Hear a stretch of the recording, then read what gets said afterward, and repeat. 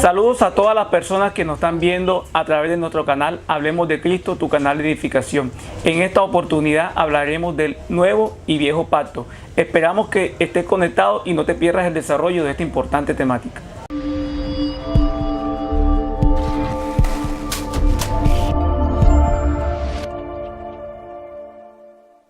En esta oportunidad nos acompaña el amado pastor Javier Benavides. El pastor Javier tiene una experiencia de 17 años en el pastorado y junto con la revelación del Espíritu Santo trataremos la importancia que tiene para nosotros este tema, porque nos ubicará en la realidad presente de Cristo a su iglesia. Bueno, muy buenas. En la tarde de hoy nos acompaña un invitado muy especial. Se trata del pastor Javier Benavides. El pastor recibe una cordial bienvenida. Este es tu canal, Hablemos de Cristo, tu canal de edificación. Querido público, en la tarde de hoy queremos hablar de un tema muy relevante, un tema que nos convoca a ser partícipes en la agenda de Dios. El tema que nos atañe hoy es el tema el nuevo pacto y el viejo pacto. Pastor, recibe una cordial bienvenida. ¿Qué le podrás decir a las personas que están conectadas con nosotros? Buenas, de verdad que para mí es un privilegio el poder estar con ustedes compartiendo hoy aquí en este escenario donde vamos a ser edificados a través de la palabra de Dios. Gracias por tu invitación, Adalberto, y dispuesto aquí para lo que Dios tenga dispuesto para nosotros. Me alegra escuchar esas palabras, pastor Javier. De verdad que estamos en el mismo sentir. Creo que lo que nos une a nosotros es la edificación del cuerpo de Cristo y creo que para eso estamos. Bueno, entremos en materia. En el día de hoy, como habíamos dicho, hay un tema muy importante que es relevante para la vida de los hijos. Se trata del nuevo pacto y el viejo pacto. Vemos en las congregaciones que mucho o poco se habla de eso, hermano Javier, pero nos gustaría de pronto, a la luz de la Escritura, ¿qué se habla de eso? ¿O dónde Dios habla de nuevo y de viejo pacto? ¿Qué es eso de un pacto? ¿Será que nos podrías ayudar con eso, pastor? Claro, cómo no. Adalberto, a través de la Escritura, el Señor nos habla en la Escritura de muchos pactos, pero hay dos grandes pactos. El antiguo pacto, que es el pacto de la ley, o lo que algunos llaman como el pacto mosaico como tal, y el nuevo pacto, que es en la sangre del Señor, de Jesús, derramada en la cruz del Calvario. Primero eso. Y también lo otro es que el origen de los pactos, o de los pactos, tiene su origen es en Dios. Es Dios el que decide hacer un pacto con el hombre y no es el hombre el que decide hacer un pacto con Dios. No es iniciativa humana. No, en ningún momento es iniciativa humana. Toda la iniciativa procede de Dios como tal. La primera vez que se menciona la palabra pacto es en el libro de Génesis, cuando aparece en escena Noé. Sabemos lo del diluvio, ¿sí? Entonces ya después de haber pasado el diluvio, ahora viene y sale Noé con sus hijos del arca.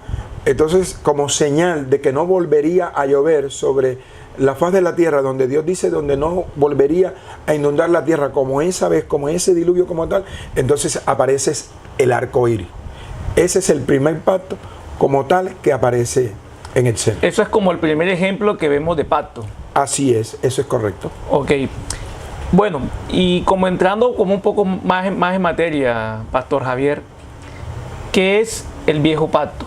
¿O en qué consiste el viejo pacto? Bueno, de hecho, en la Escritura, el apóstol Pablo, en la carta a los Hebreos, en el capítulo 9, versículo 1, el apóstol Pablo de una manera magistral describe esto y dice: ahora bien, aún el primer pacto tenía ordenanzas de culto y un santuario terrenal.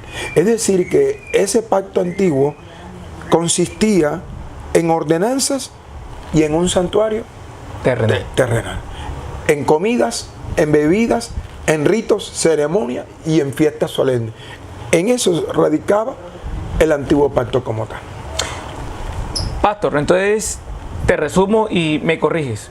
En el primer pacto vemos lo que son los ritos, ceremonias. Así es. Vemos lo que son los cultos, vemos lo que son las fiestas solemnes, comidas, bebidas. O sea, esto era un pacto en el exterior. Sí, era un pacto en lo natural, en lo físico. Como no tenemos todo el tiempo para hablar, porque es un tema muy largo, yo pienso que podríamos durar todo el año, Adalberto, hablando del antiguo y del nuevo pacto, y todavía no terminarías como tal. Sí, porque es un tema bastante extenso. Es muy extenso. Entonces le decimos a la audiencia que puede leer todo el capítulo 9 de la carta del apóstol Pablo a los Hebreos, y ahí se podrá dar cuenta de todo cómo el apóstol Pablo lo describe de una manera magistral como tal, en lo que consistía ese antiguo pacto, en ritos, en ceremonias, en fiestas solemnes, que para nada le agradaban a Dios. Eso es de pronto un punto que más adelante trataremos de discutir. Ok. Bueno, pero me surge un interrogante, hermano Javier. Nos mencionaste que este era el pacto de la ley. Así es. Cuando te refieres al pacto de la ley, ¿te refieres a la ley mosaica, a los 10 mandamientos? ¿A qué te refieres con eso, hermano Javier? Cuando hablamos del antiguo pacto, estamos hablando del pacto de la ley. Pero ese pacto de la ley, o ese antiguo pacto, consistía en 613 mandamientos. La persona que violaba uno de esos mandamientos, inmediatamente violaba toda la ley. Los otros 612. Los otros 612. Para el hombre era imposible cumplir este pacto o esta ordenanza o este mandamiento o esta ley que Dios había establecido para el hombre. Era imposible. Por eso es que Dios envía a su Hijo, que sí cumplió con la ley, es el único que ha cumplido con la ley, la única persona que cumplió con ella. Entonces ahora, en su sangre derramada en la cruz del Calvario, ahora tenemos un nuevo y mejor pacto. ¿Por qué es mejor? Porque en aquel había que cumplir 613. Y cuando tú violabas uno, enseguida todo se venía abajo. Toda la estantería, todo se te venía abajo, Adalberto. O sea, vemos que el estándar era bastante alto. Así es, eso es correcto, Adalberto. Bueno, pero ya que nos mencionas algo de Jesús, de sacrificio, ¿por qué no entramos enseguida con la siguiente pregunta? ¿En qué consiste entonces el nuevo pacto? El nuevo pacto consiste en la sangre derramada por nuestro Señor en la cruz del Calvario. Jesús, antes de ir a la cruz del Calvario, Él en el aposento alto se reunió con sus discípulos. Y ahí con el aposento alto le dice a sus discípulos, le habla de que ese pan era su cuerpo, y esa copa de vino era su sangre que era derramada por nosotros. En ese momento, como todavía no estaba muerto, estaba hablando de un simbolismo, ¿sí? Una figura, un tipo, una sombra, ¿ok? Porque ahí todavía no se había hecho una realidad el sacrificio de Él en la cruz. Acuérdate que cuando aparece en escena Juan el Bautista está bautizando en el río Jordán. Claro, me acuerdo perfectamente. Y viene Juan y cuando lo ve, lo divisa, dice, he aquí el Cordero de Dios que quita el pecado del mundo. En el antiguo pacto se sacrificaba un cordero, pero ese cordero no quitaba el pecado, sino que lo cubría. De hecho, por eso es que estamos en un mejor pacto. Porque este pacto en el cual nosotros estamos, en ese pacto el pecado es quitado. En aquel era cubierto, es decir, no era quitado. De hecho, es mucho mejor este. Bueno, en todo lo que dijiste se resaltan muchos detalles. Por ejemplo, me llama la atención que hablas de un derramamiento de sangre. Nos dices que en este nuevo pacto se derramó la sangre de un cordero. Así Nos es. pusiste el ejemplo de Juan, pero este es el Cordero de Dios, no Así era es. cualquier cordero. Así es, eso es correcto. Entonces, en el antiguo pacto, ¿cuál era esa sangre que era derramada? Bueno, acordémonos del cordero que era en el antiguo pacto, era llevado y era presentado por el sumo sacerdote. Pero la primera vez que se menciona un sacrificio fue cuando Abraham llevaba a su hijo para sacrificarlo. A Isaac. A Isaac. Dios viene y le dice a Abraham, sacrifícame a tu único hijo. Viene Abraham, coge la leña, con que prender el fuego, ¿sí? Y lleva a su hijo, lleva el cuchillo. Cuando van subiendo al monte, su hijo le dice, llevamos todo, pero ¿dónde está el cordero que vamos a sacrificar? Entonces viene Abraham y le responde, el Señor se proveerá de cordero. Y ya viene Abraham y va a sacrificar a su hijo. Cuando él oye una voz que le dice, detente, ya sé que vas a hacer lo que se te había dicho que hicieras. Entonces el hombre se detiene, y cuando él se detiene, entonces alza su mirada y ve un cordero que está entrelazado en los ramales. Claro, todos recordamos ese pasaje. Mencionaste otra cosa, que cuando el Señor Jesús estaba presentando un simbolismo, hablaste que eso era antes de morir. Y si era antes de morir, también tenemos que hacer alusión al sacrificio de la cruz. Así es. Lo cual me deja entender, me corrige si estoy equivocado, estimado pastor, que hay una división entonces entre los dos pactos, y que esa división es el sacrificio de la cruz. Y vemos que antes de la cruz existían tipos, figuras, ¿cierto? Porque tú mismo dijiste, en ese momento cuando Jesús estaba compartiendo la cena, Él no había muerto. El vino estaba tipificando su sangre y el pan su cuerpo. Así es. Quiere decir que el antiguo pacto se basaba en sombras, en tipos. Luego la cruz, ya entonces ya hay un mejor cordero, y ese cordero viene siendo la realidad y sustancia. Eso es correcto. ¿Nos podrías de pronto como aclarar más esa parte? Mira, a la luz de las Escrituras, Adalberto, podemos ver que en el antiguo pacto todo de lo que habla es de Cristo, pero habla de Cristo a manera de sombra, de tipo y figura. Vemos por lo menos Noé, el arca de Noé. Esa arca de Noé es un tipo de Cristo. Maravilloso. Vemos a Moisés, que ve una zarza ardiendo, ¿sí? Y que de esa zarza ardiendo hay una voz que le habla. Y vemos que aún Moisés es un tipo de Cristo, porque Moisés fue el hombre que Dios utilizó para sacar al pueblo de Israel de Egipto. Es decir, fue el hombre, por decirlo de una manera, fue el libertador de Israel de la esclavitud de Egipto. Nosotros éramos esclavos del pecado y tenemos un libertador. Lo único que ese libertador no es un hombre, es el Hijo de Dios. Perfecto, entendido. Y yo creo que de pronto, para reforzar eso que usted está diciendo, Pastor Javier, y usted tocó el tema de los ritos y del culto, tengo entendido que el sumo sacerdote, cuando estaba en el tabernáculo, presentaba un cordero, ¿cierto? Así es. Un cordero sin mancha, que ese cordero era el que se sacrificaba, y esa era la sangre que se derramaba en ese, como usted muy bien nos mencionó. Entonces, ese cordero también era figura y tipo del verdadero cordero que mencionó en Juan.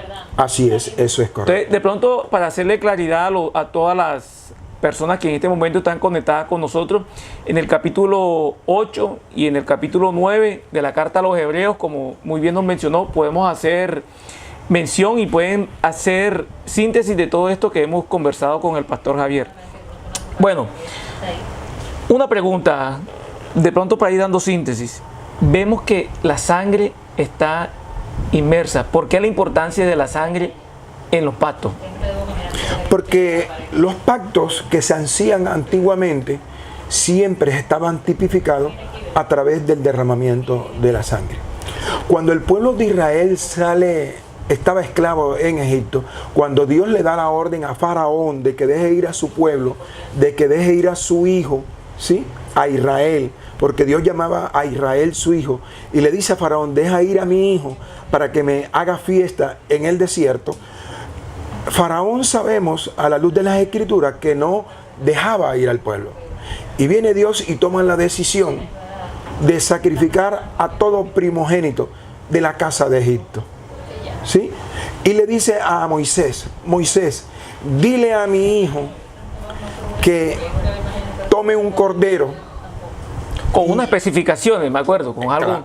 Y viene y le dice, con esa sangre de ese cordero que sacrifican, que pinten los dinteles de la puerta. O sea que la sangre era ahí la señal del pacto. Es correcto, es correcto. Muy bien, ya muy bueno su ejemplo, Pastor Javier.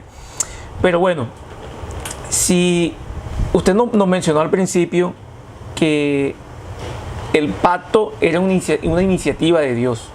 El pacto siempre fue la voluntad de Dios. ¿Por qué vemos muchos cristianos o muchos creyentes, por mejor llamarlos, haciendo pacto con Dios?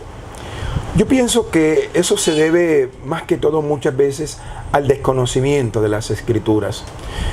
Durante mucho tiempo hemos sido mal formados. De pronto pues las personas que nos formaron a nosotros no lo hicieron con ninguna mala intención como tal, sino que ellos también fueron mal formados como tal. Acuérdense que las traducciones de la Biblia fueron traducidas por hombres como tal, entonces de pronto hay algunos errores que se dan en las traducciones. Errores humanos, que es comprensible. Sí, que es comprensible, no lo hicieron con ninguna mala intención. Entonces, cuando no escudriñamos las Escrituras de la manera correcta, ni con la intención correcta, porque se trata de que nada de esto es para un beneficio personal. Todo es para que el Señor sea exaltado, todo es para reconocer su grandeza, para reconocer su señorío, su gobierno, ¿sí? Todo eso es para exaltarlo a Él. De hecho, las Escrituras nos dicen a nosotros que toda la gloria es para Él. Y muchas veces, como seres humanos que somos, queremos gloria para nosotros. Entendido. Ahora que nos mencionas, se me viene a la mente algo y lo recuerdo. Dice la Escritura, la humanidad del hombre. El hombre como tal estaba muerto en delitos y pecados. Eso es correcto, claro. Entonces, ¿cómo alguien muerto en delitos y pecados va a poder pactar con Dios? Si un pacto es entre iguales, ¿cierto? Claro, sí, porque es que un pacto es entre dos iguales, que yo te pueda corresponder y todo eso, pero el hombre no estaba capacitado para eso. De hecho, por eso es que nuestro Señor viene, ¿sí? Viene por nosotros, Él viene y se hace hombre por nosotros, porque Dios sabía que el hombre no podía cumplir con toda la ley que Dios había establecido que el hombre cumpliera como tal. Viene el Cordero que sí cumple con toda la ley como tal, ¿sí? Él fue bautizado porque así lo decía la ley. Correcto. Hizo todo lo que decía la ley, para que en nada, porque dice la Escritura que ese Cordero era sin defecto, sin tacha. Podemos ver, o nos puede ilustrar, pastor, una cita donde podamos tener un poco más de detalle, más de claridad que esto que usted nos está comentando. Sí, claro. Podríamos ir a la carta a los Hebreos, en el capítulo 8. Miren el versículo 10. Correcto. En el versículo 10 dice, ¿me permites leer? Sí. Dice, por lo cual este es el pacto que haré con la casa de Israel. Después de aquellos días, dice el Señor, pondré mis leyes en la mente de ellos y sobre su corazón las escribiré. Y seré a ellos por Dios y ellos me serán a mí por pueblo. Y ninguno enseñará a su prójimo. Dice en el 11, y ninguno enseñará a su prójimo. Conoce al Señor porque todos me conocerán, desde el menor hasta el mayor de ellos.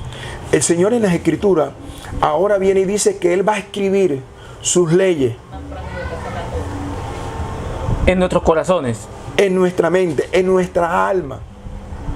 O sea, no vamos a necesitar que alguien nos diga, ¿sí? Dios va a utilizar a un hombre para traer claridad a nuestras vidas como tal, valga la aclaración.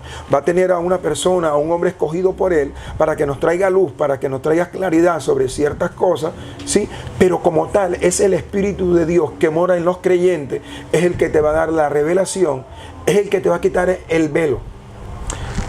Corroborando eso con lo que usted dice, que estamos haciendo mención, queda claro entonces que usted nos decía que muchas veces tomamos mal ejemplo de los pactos porque habíamos sido mal enseñados y mal formados. Así producto de pronto, no sé, una mala interpretación bíblica. Sí, claro.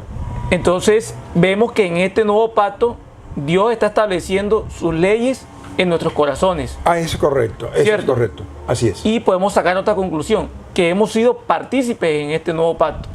Exacto. O sea, Él nos ha hecho. Dios nos ha hecho partícipe, correcto. Valga la aclaración, Adalberto. O sea, tenemos que ser muy claros en eso, porque muchas veces estamos acostumbrados a querer hacer algo para Dios.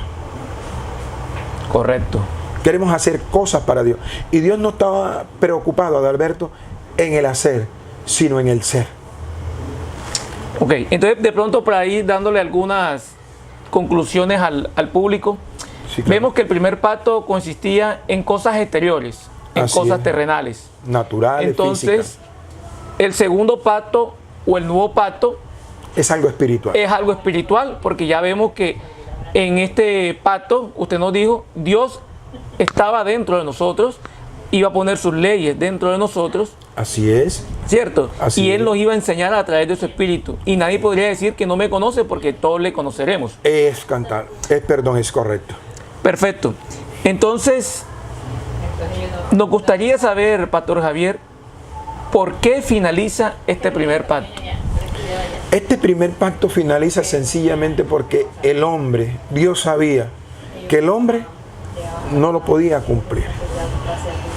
Porque el primer pacto, la idea del primer pacto era que pudiéramos darnos cuenta de nuestra incapacidad de como seres humanos que somos, de cumplir y de obedecer a Dios como tal. El hombre como tal es incompetente para obedecer a Dios como tal. Dios sabe de nuestra incompetencia, ahora viene Dios, envía a su Hijo, y después de la obra de la cruz, ¿sí? Después de la obra de la cruz, porque todo es después de la cruz, entonces después de la obra de la cruz, de su sangre derramada en la cruz del Calvario, que tenemos acceso a un mejor pacto, que es en su sangre derramada por nosotros.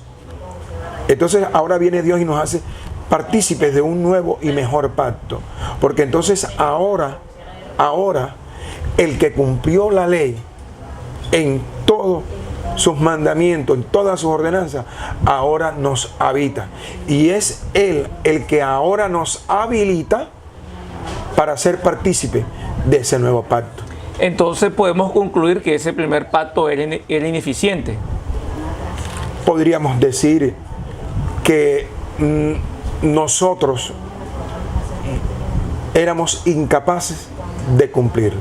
La incapacidad no provenía de la ley como tal, sino de nosotros. Entonces Dios nos lleva a través de la ley a nuestro ayo, que es Cristo, ¿sí? Para que Cristo nos guíe, para que Cristo nos direccione, porque Él es quien nos guía, Él es quien nos direcciona, porque nosotros como tal éramos incapaces como tal. Entonces básicamente la idea o el propósito del primer pacto, según entiendo, era mostrarnos la persona de Cristo que venía. Exacto, así es. Y claro. como usted nos mencionó, vino en el sacrificio de la cruz, convivió, cenó con los apóstoles. Cuando Eso. Él llegó, entonces llegó el fin de ese pacto. O sea, todo lo atrás era, el único fin era mostrarlo a Él. Exacto. Como usted nos mencionó, todos esos ritos eran mostrarlo a Él. Sí, porque es que cuando todas las fiestas, por lo menos la fiesta solemne, todo tipifica a Cristo. Cuando aún el sacrificio del Cordero, nota esto, Adalberto, que en el libro de Levíticos, cuando habla de del sacrificio y todas estas cosas que ofrecía el sumo sacerdote, resulta que la sangre del Cordero era derramada o era rociada sobre el arca del pacto. Correcto. Y esa arca del pacto tipifica a Cristo.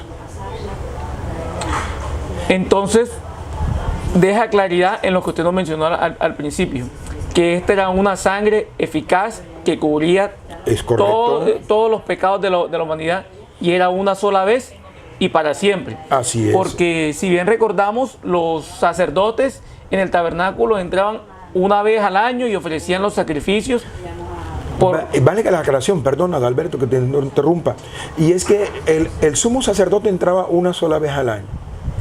Pero nota que vivían de sacrificio en sacrificio. Okay. De sacrificio en sacrificio. Ahora, en este nuevo pacto, es una sola vez y para siempre. Entonces, básicamente podemos concluir que tenía una vigencia ese antiguo pacto. Oh, sí. Y esa vigencia era hasta que llegara la persona de Jesús a la tierra. Exacto, así es. ¿Cierto? Y que finalizó porque ya llegó un tiempo en que Dios estableció la venida, ¿cierto? De su Mesías. Dios dijo, bueno, en todo este tiempo yo estaré mostrando con este pacto lo que va a ser mi hijo, toda la esencia que va a ser mi hijo. Por eso todos los ritos que pues estuvimos repasando. Así es. Y vemos también de que el hombre estaba caído. El hombre no podía reivindicarse porque ya nos habíamos comentado que los 613 eran imposibles de cumplir. Si no viene Cristo, estuviéramos caídos todavía, estuviéramos muertos todavía en delitos y pecados. Como está escrito en la Escritura, en la carta del apóstol Pablo a la iglesia que está en Roma. Perfecto. Entonces, bueno, pastor, de pronto por ahí dando una conclusión y ir de pronto dándole como un cierre a este tema, vemos todos los ritos del primero y vemos que ya el segundo ya no es un rito, el segundo es el conocimiento de una persona. Es correcto, claro. Vemos que el segundo, usted nos dice que ya hay una sustancia, por llamarlo de algún modo, ¿cierto? Sí, una realidad. Ya hay una realidad. Ya no estamos esperando, o ya no vamos a esperar sacrificar un cordero, porque ya hay un cordero que vino sacrificado y que ahora vive en nosotros, como usted es correcto, así es. Nos ha comentado.